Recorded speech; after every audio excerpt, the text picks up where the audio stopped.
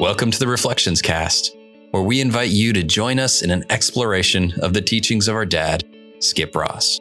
In each episode, we will listen to a talk or lecture from Skip, and then discuss what we might be able to apply to our daily lives and reflect on how they can inspire us to grow and change.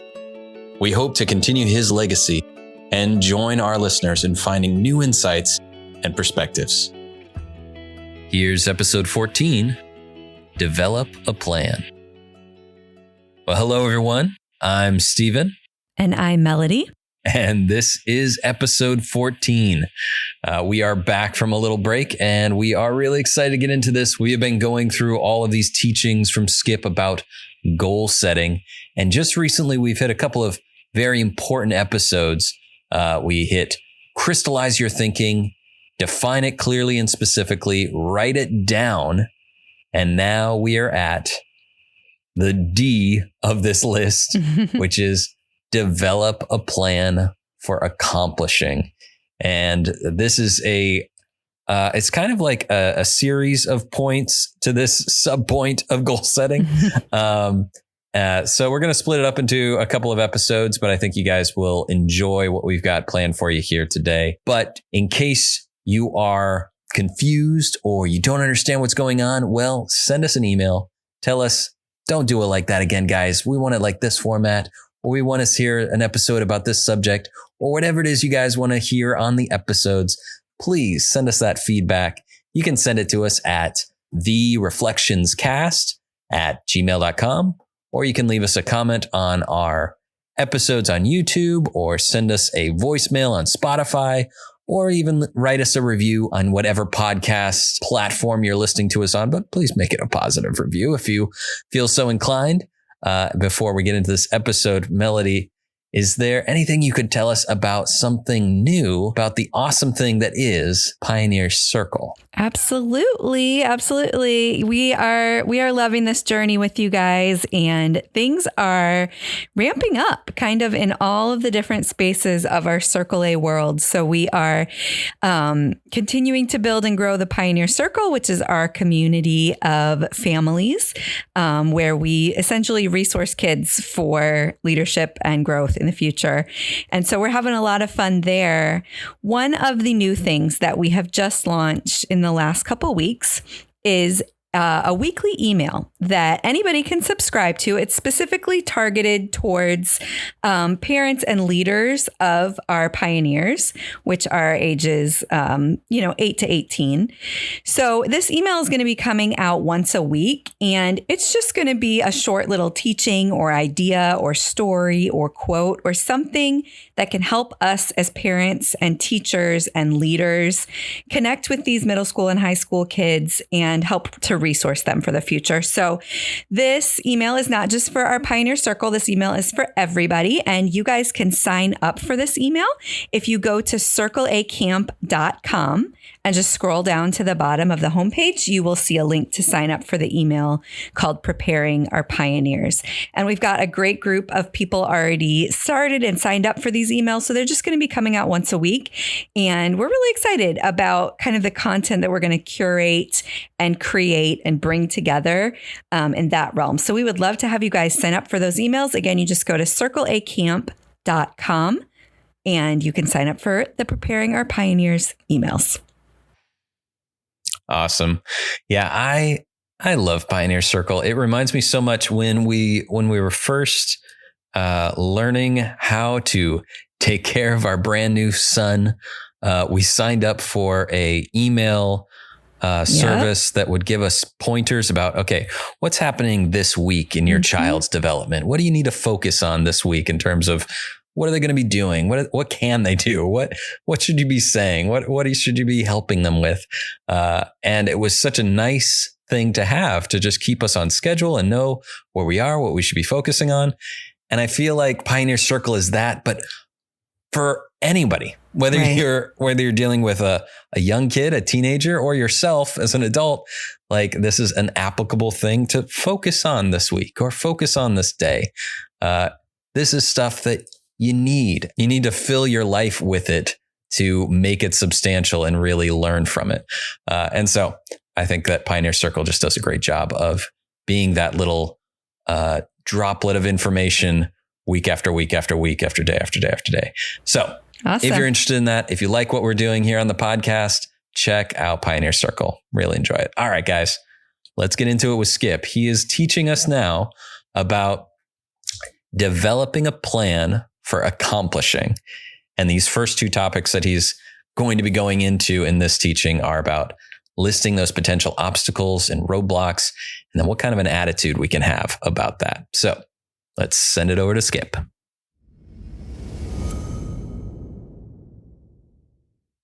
Letter D is to develop a plan for accomplishing. Develop a plan for accomplishing. When we began to give legs to the dream or flesh to the picture, when we began to really understand what is in this whole thing that we have written down as a goal for our life, there are certain things that are helpful if you become involved in doing them. I have a preference of one of these over another, but I'm going to give both of them to you. I'll give you the one I don't prefer first, and then I'll give you the one I do prefer. The first thing I would suggest is to list potential obstacles and roadblocks. As I said to you, this is a methodology that I don't particularly care for. I know the value of it. I know a lot of people that do far more of this than they do just laying out a positive, potential, fulfilling pathway to their goal. But nevertheless, there is some value in thinking through what are the things that could come up in the process of trying to get to your goal that would keep you from getting to that goal. Now, part of the reason I don't like it is that it tends to get me more in the mode of thinking why I can't rather than why I can. So whenever I begin to do that sort of thing, I've got to constantly remind myself, these are things that I'm doing in order to be prepared in case any of these things develop. Now, obviously, there are things that develop you just aren't prepared for. You never thought of it as a roadblock. When Susan and I bought this piece of property to start Circle A Ranch, and we came here, and there were things that people said to us about, you'll never be able to do it. You don't have any background. You never attended a camp. You've never taught at a camp. You don't know anybody that runs a camp. How in the world are you going to run a camp? You don't know anything about running a camp. Well, that was not a major obstacle for us because we were used to running business organizations all over the country, and in fact, beginning to run them all over the world, and running major functions with hundreds and hundreds, even thousands of people, and major food functions and programs. And it just didn't seem very daunting to us to think that we could put a program together for about 70 kids. But what we didn't think about, what we didn't know, is whether or not the community into which we were moving would like us. Nor did we think that they might even have some sort of control as to whether or not we were able to operate. So after we had bought this place and were moving towards opening, somebody said to us one day, have you checked out the zoning as to whether or not you can operate a camp?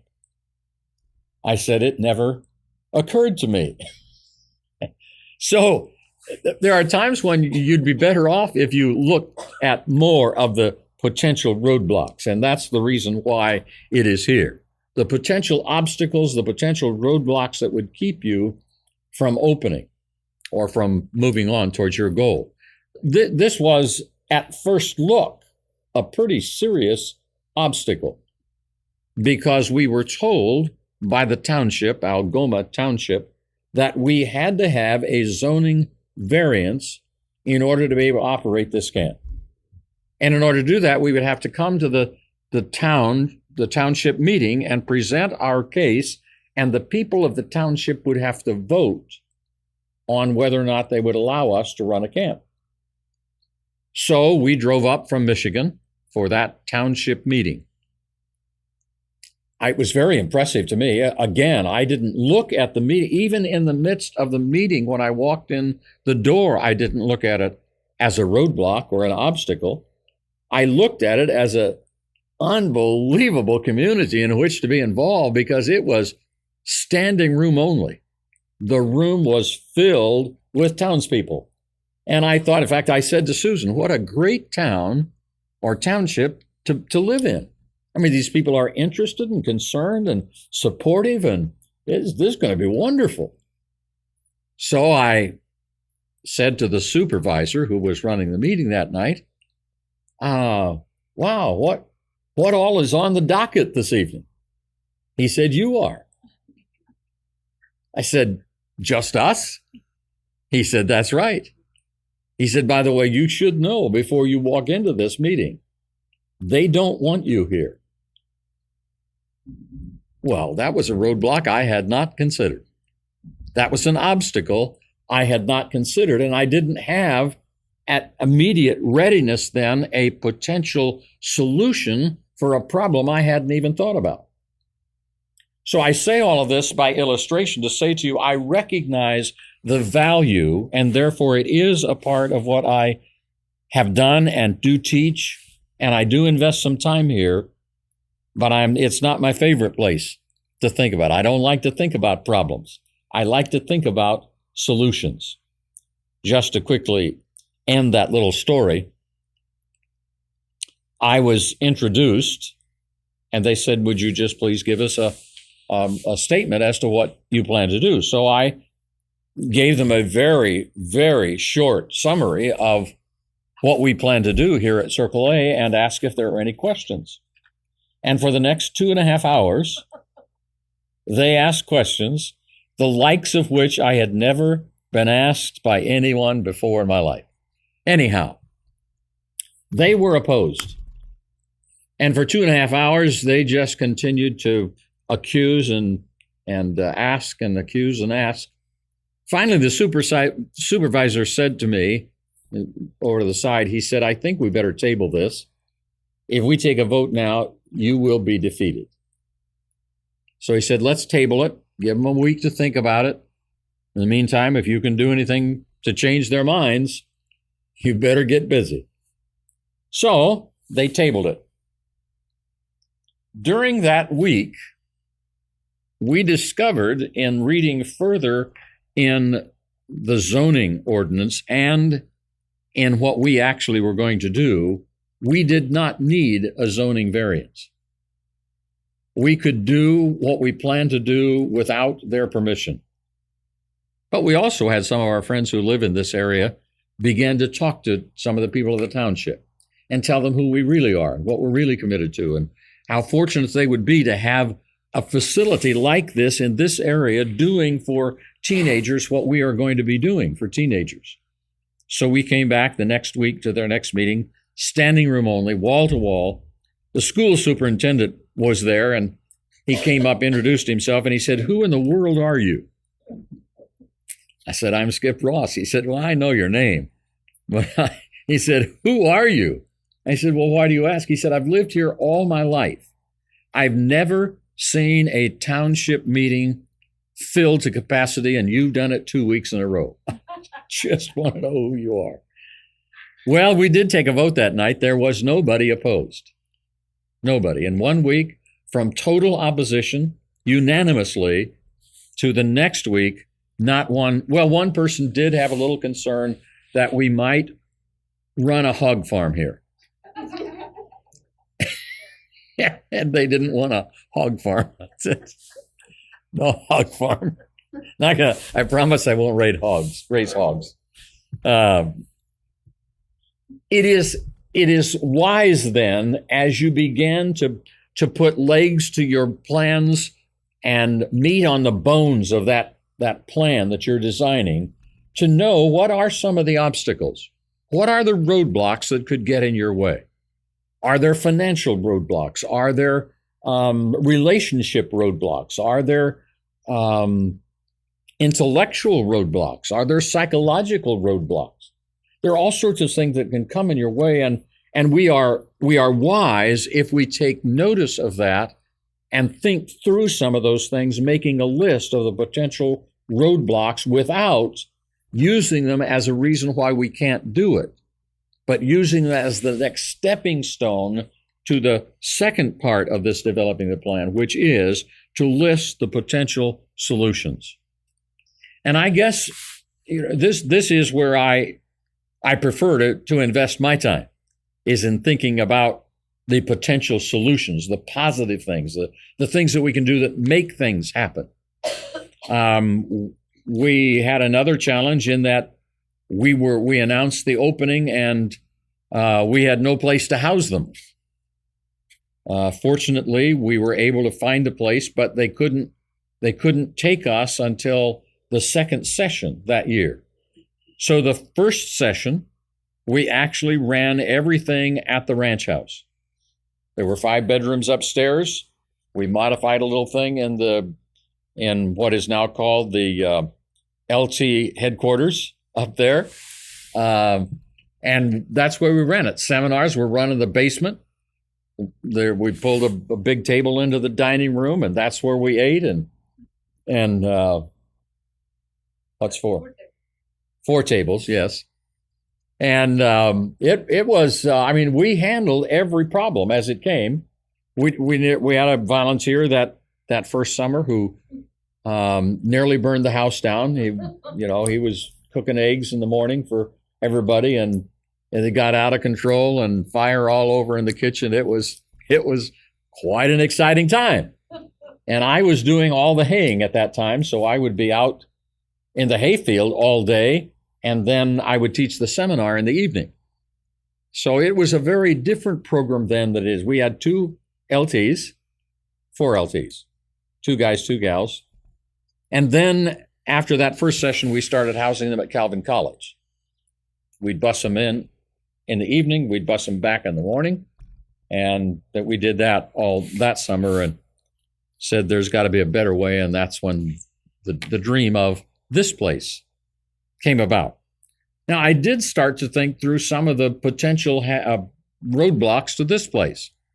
When the guy who came out to build this said to me, we've waited too long. The frost layer is too thick. He said, I've just left 3 jobs. I can't break through the frost layer even with the biggest dozer I've got.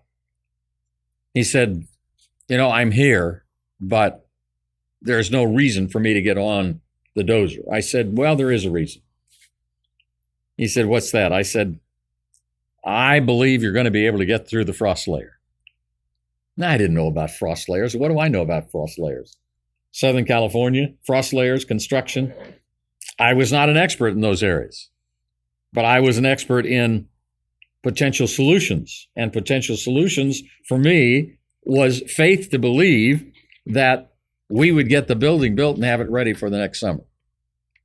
And so he got on his big dozer and he hit that first chunk of dirt, and it was just solid ice. And he hit it again, and he hit it again. He looked at me and he went like this, and I gave him the sign one more time. And so he hit it again, and when he hit it, it dug underneath, and he popped that piece of ice out. It looked like it was as big as a car. It wasn't that big, but it looked that big to me. And he said, once I'm through, he said, I can tear the whole thing off the top, and did, and here we are. And there we were. So look at the potential obstacles, yes, but use that, as I said, as the stepping stone to the solutions so that you become more creative in handling any situation that comes up that would roadblock you from your goal.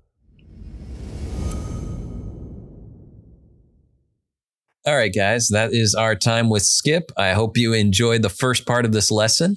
And again, tune in next week for the conclusion. But this week, he delves into 2 steps in this process of developing a plan for accomplishing. And the first step is to identify and list those potential obstacles and roadblocks that can stop you from progressing towards your goal. And I really like how this is a difficult subject for Dad to talk about because it's so easy to slip into a negative mindset about all these things that are going to stop you from reaching what it is that you want to get to. But he comes at it from a positive mindset, a positive direction of being solution oriented and knowing that these things can come, but knowing how to either sidestep them or knowing what solutions we can fit into these problems as they arrive. So we are prepared and mentally or physically ready for whatever is going to happen to get us to the goals that we want to get to. And then, that first step of identifying really blends into the second step of prioritizing those potential solutions and staying proactive in overcoming the challenges. So having that mindset that says, this is not a problem. This is a challenge that I just need to find a solution to. And as he goes through these different examples, either from Circle A's zoning issues that they had or from their housing issues that they had, the stories really highlight how, they were very creative in those early days of how to figure out some of the problems that came their way. But I think that the crucial message of those lessons is, while it's important to anticipate and prepare for potential obstacles, it's equally vital to maintain a positive and solution-oriented mindset. And by doing that, you can navigate those challenges with resilience and not get mired down with the problems that get between you and your goal. I think one of the statements that stood out to me was like right at the end when he said, look at the potential obstacles and use them as stepping stones to the solutions so that you will become more creative in handling any situation that comes up that would roadblock you from your goal. And I think it's just a great mindset to have when you're going into goal setting. What's going to come down the line that you need to be prepared for, and just changing that mentality of negativity. So really cool lesson. I'm excited to get into the questions. Melody, do you have any more thoughts that can help us really break down these ideas that he talks about? I know it's a shorter, well, actually it's a longer lesson, but it's kind of short because of the length of the stories he throws in there. Right. Yeah. I loved this one. I love hearing these stories about when they first started the ranch because, for us growing up, it was just a thing that had always been. Like, it just felt like they'd been doing it forever and this was life and this was the way they lived. And, their problem solving skills just seemed so intuitive and just who they were. And so to remember that they went through all of this stuff, every time I hear this story about this mob of people that, didn't even want them at the ranch. And then these stories about the first years with fires and no place to house the kids. Like, it just makes my skin crawl a little with the stress of it. But like, just knowing that they sorted through all that and made it happen. It builds my respect for them so much. So I love hearing the stories because it makes me want to be, more brave and bold with my my life as well. But I think there's also just really a lot to learn about, like he said, using potential obstacles as stepping stones and using your life experience to, figure out what the roadblocks might be. Like when we decided to move away from the Michigan campus and look at other campuses around the country, we could not even have to go to a place. We could look at 3 pictures of a place and know this will work or this won't work because there's so much experience that you can discern what those roadblocks are. So, when he's talking about, if I would have thought, at the beginning of these roadblocks that might have come up, well, how could he have known that? He'd never done this before. But if we were to do it now, or if he were to, have started at another location 20, 30, 40 years later, he would have probably been able to foresee every possible roadblock. So it's just cool. It's just cool to see their journey with this, and very inspiring for sure. Mm-hmm. All right. Well, are you ready to get into some questions about? Yeah. I think my first question really dovetails off of what you're talking about really well, which is, so question one, in Skip's examples, though they are very entertaining, I think both of them really only talk about roadblocks that came up that they were not expecting at all. Right. And they were forced to deal with in the moment. So this only highlights his point of having a positive solution-oriented mindset. But his initial point, which I believe is more about thinking ahead and identifying and listing those potential obstacles and those roadblocks that come between you and your goal. Is there more clarity and like direction that we can put into that initial point? Like, what are some steps that we need to follow to identify those roadblocks? Because he says we should do it, but he doesn't really give a full breakdown of how to do it. Is it just like a haphazard thinking exercise where you just imagine potential issues, or do you really need to take time to like research the topic, examine other cases like yours or outcomes that you want? Do you need to interview people to find out what problems could come down the line and be like as fully prepared as possible? Or, you know, is it more of that potential, just kind of thinking about it? Yeah. That is really all that's required. Yeah, that's a really good question because, you know, like he says, you can get really stuck in that sort of thinking and then just give up before you even start when you start thinking about all of the things that could go wrong. So I think it's a really important question that you're asking. I mean, the first thing that comes to mind for me is something that our team has gotten pretty good with, which is called a SWOT analysis. And if you guys are in the corporate world, I'm sure you've heard of this, but it's SWOT, SWOT, and it just stands for strengths, weaknesses, opportunities, and threats. And so essentially what you do is you sit down, and when you're considering an idea or, you know, a strategic move or a new product or whatever the thing might be, you sit down and you write down the strengths of the idea, the weaknesses of the idea or the organization or whatever it is, the opportunities through the idea, and then the threats to the idea. And I have found this to be a really effective way of thinking about it because it balances the positives and the negatives. You don't just get stuck thinking about every threat that could possibly happen or every weakness that you have, you know, kind of going for you, but you're really balancing it out. And it really helps you kind of take a step back and make good decisions and, you know, kind of do all the preparatory work that he was talking about. And so, you know, when you're trying to come up with your potential obstacles and roadblocks, I think you can look specifically at your weaknesses and your threats and say, this is a thing that could happen. I also think that this type of exercise is best done in a group. So I don't know that, like, you know, you mentioned like taking time to research. I don't think that sitting on a laptop and going down an internet rabbit hole, Googling all the problems that everybody's had with whatever kind of ideas that they have had, like, is a very effective use of time. Like, you can get sucked in and never get out.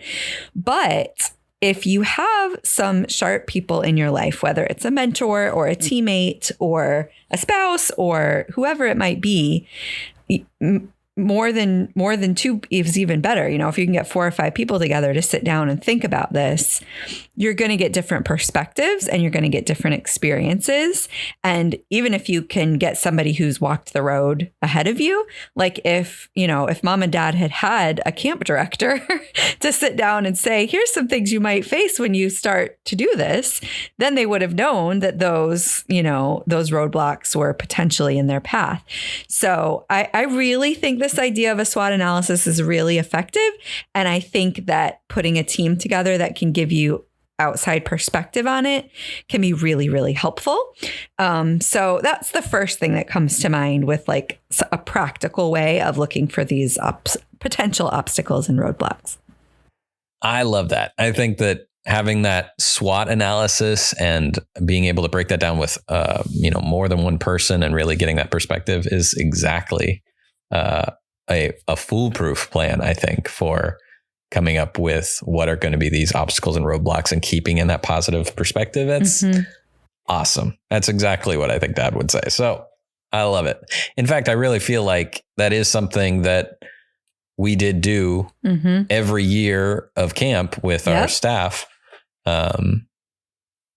as long as I can remember. Yep. And I think it is a really good process of learning from and getting ready for whatever the goals are that you're heading towards.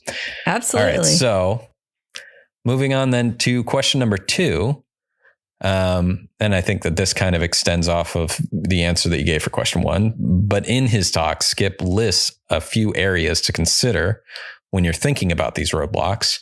And he lists financial roadblocks, relationship roadblocks, intellectual roadblocks, and psychological roadblocks. But are there other areas that we should be considering when we're even listing our SWOT analysis? Right. Yeah, I mean, I think that's a good category analysis. You said financial, relationship, super important one. Intellectual, very, very important. And psychological, all of those are super important.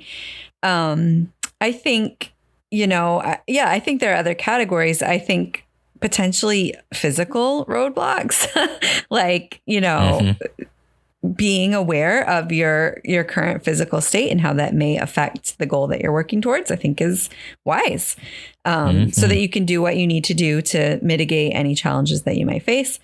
I think spiritual, that comes to mind just because it's one of Dad's 6 major areas of life. And I do believe there are spiritual blocks to things. So I think that's something to definitely consider.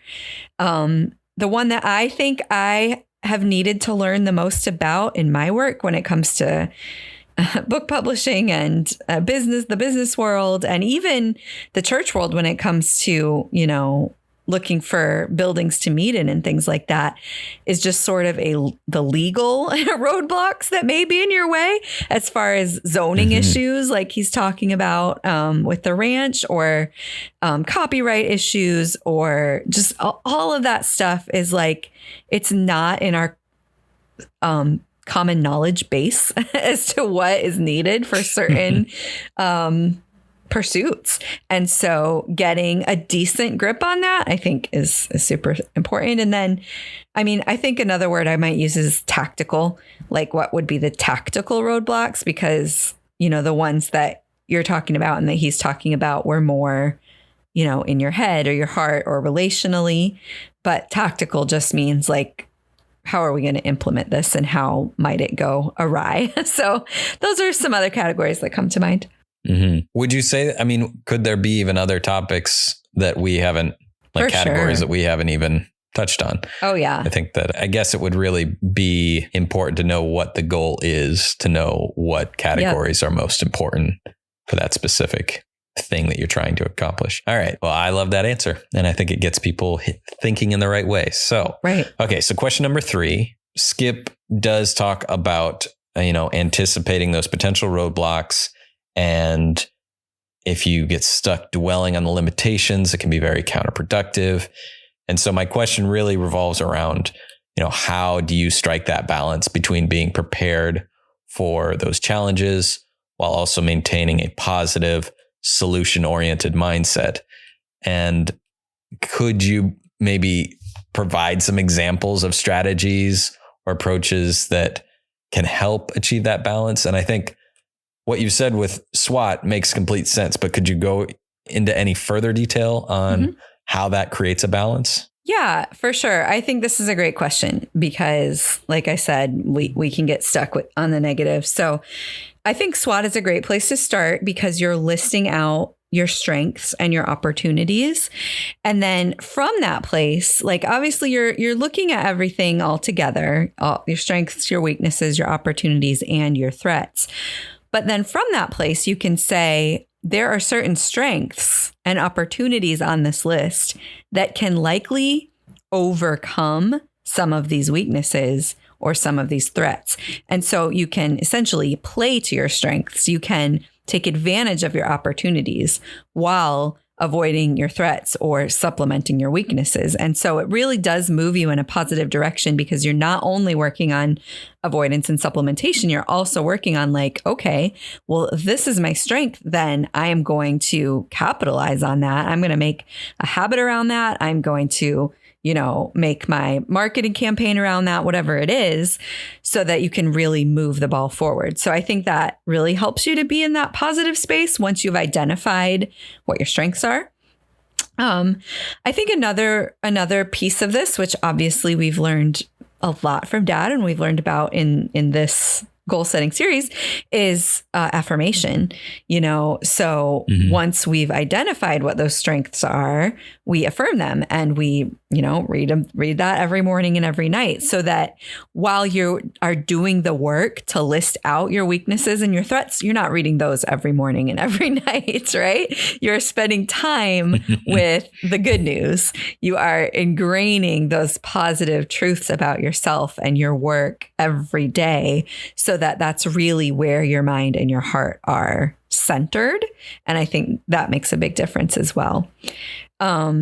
I think another thing, and he alluded to it with the whole stepping stone idea, like once you've identified some of these challenges and potential roadblocks, you can take steps towards mitigating them. And so when you deal with the challenges that may be in your way, like you feel stronger, like you conquer something, and that moves you towards your goal just as much as any accomplishment might, because you've defeated a problem that's in your path. So I think that, dealing with big challenges that you do identify, because a lot of times what we'll do is we'll list out all of our weaknesses and our threats, and we'll look at that list and we'll know that there's one that's just kind of big and glaring and ugly and that we don't want to deal with. And so we'll just ignore that one and we'll just let it kind of ruminate in our minds and just be like, just a negative soundtrack that's like, well, yeah, but this could happen. And then it would just destroy everything, right? Whereas if we take that big, ugly thing and we just deal with it, then we just eliminate that entire negative spiral that we can get stuck in. So I think identifying it can help us take action to deal with it. And that can just be such a grand victory. And then the last thing I think to remember just about this whole conversation is that there are going to be challenges that we will not foresee. Like we cannot, if we're going to do something big out of our comfort zone, towards our life mission, we're going to face roadblocks that we can't foresee. And I think that if we choose to use them as stepping stones towards our growth, then we can really celebrate those challenges, because we know that that's part of the journey towards success. So I think that's a big one. There's another thing that also came to mind on this one. And this was a huge one. I learned a lot of stuff from Mom and Dad at Circle A and in life, but this particular lesson, I think, is one of the biggest things I learned from them. And he said it a million times to our LTs at camp, and it was be flexible. Be flexible, right? So if you have a plan in place and a roadblock comes to thwart that plan, I saw them a million times not give up on the plan, but simply come up with a new solution, simply change the tactic, change the strategy, find new help, find new insight, regroup. Like we would do it all day, every day, just with the campers and camp and the schedule and the weather, and somebody gets a broken ankle and the kitchen doesn't have the food ready and whatever. Like it was constant flexibility, constant pivoting, so that we could accomplish the mission. And they were really good at it. They were really good at it. And I want to be really good at it. And so I work hard to be really good at it too, because I think it's a muscle that you build when you're on your way towards a goal. Mm-hmm. Mm-hmm. I love that response. And I think that covered so many awesome points. I think we could make a whole episode just about that. But I definitely think that if you are interested in having those affirmations and goals every morning, every night, reaffirming what it is, what is your why and why are you doing this, and keeping that headspace and that positive mindset, check out Pioneer Circle, because there's an app on there called the Every app, and it allows you to kind of delve into your goals and your purpose every day, every morning, every night. And I think that it fits so well with this particular lesson that I have to bring it up every once in a while. Awesome. So check it out over there. But the other thing that I love is just these episodes, this episode and the next episode. I think it's a great example of the power of this podcast to be able to just take a subpoint of a subpoint of a subpoint of one of Dad's talks and talk for an hour about them and still have more that we probably could say. Yep. But we need to move on. So my closing thoughts on this episode is that I loved it. I love that, people probably don't know, but we are recording this on Dad's birthday. And it's just another great reminder of keeping on that message that he spent his life focused on. And I think that I'm really looking forward to the next episode. So if you guys are looking forward to it as well, stay tuned. Any closing thoughts, Melody?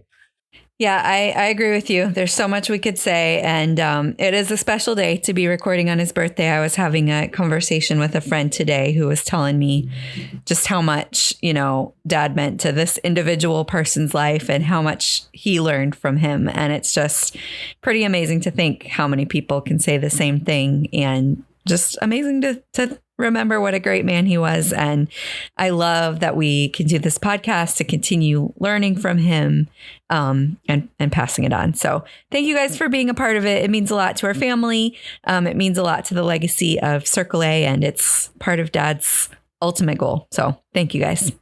Absolutely. And thank you for joining us on this journey with the Reflections Cast.